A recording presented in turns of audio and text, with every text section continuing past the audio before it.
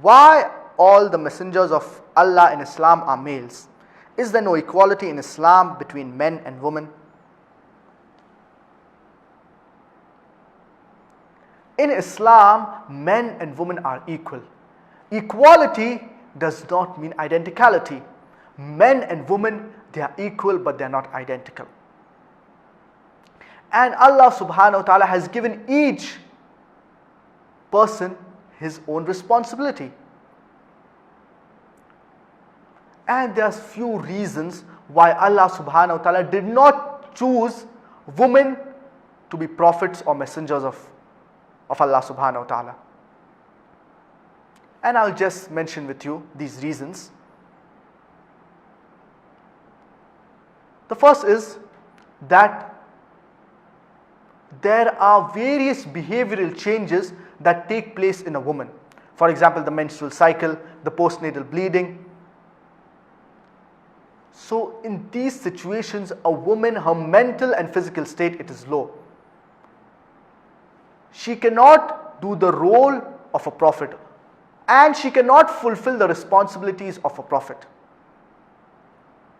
Besides this, the woman, she also has pregnancy, and when she is a mother, she has to take care of her child or her children at the early stages of life.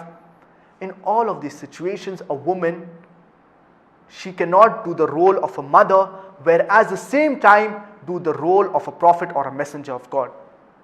And the prophet or a messenger of God, he has to listen to the people.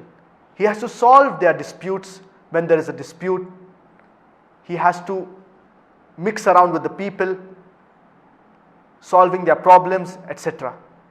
In all of these situations, a woman it would not be appropriate for a woman to do this. Because in Islam, it is clearly prohibited the intermingling of the opposite gender. And the prophet or the messenger, he has to talk with the people, communicate with the people, convey the message of Islam to the non-Muslims.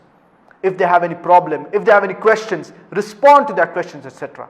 In all of these situations, a woman, it would not be appropriate for her to play or to do the role of a prophet or a messenger of God. And one of the roles of the prophet or the messenger of God is to lead the people in prayer. And there are various positions that we do in the prayer. For example, the ruku, the sujood, etc. The bowing, the prostration, etc. And in all of these positions, if the woman, she is an imam, she is the leader, it would distract the people behind. The muqtadi, the people who are offering salah behind the imam, it would distract them if the woman is the imam. That's the reason in Islam, a woman cannot lead the men in prayer.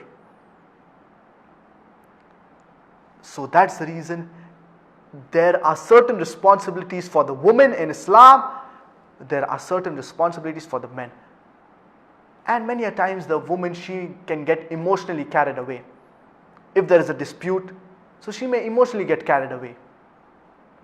And besides this, I would like to give you an example. If a robber enters the house, it is Allah subhanahu wa ta'ala who has given the man more strength. It is the man who will go and fight. A person cannot say that I believe in equal rights, let the woman go and fight. Each person has his own responsibilities. Similarly, Allah subhanahu wa ta'ala has given a lot of honor to the woman when she is a mother. And there are various ahadiths talking about the importance of motherhood in Islam. A man cannot say that I want to become a mother so that I can get the reward of a mother. But naturally, no. Each person has their own responsibility. And there are various differences in the responsibilities of the man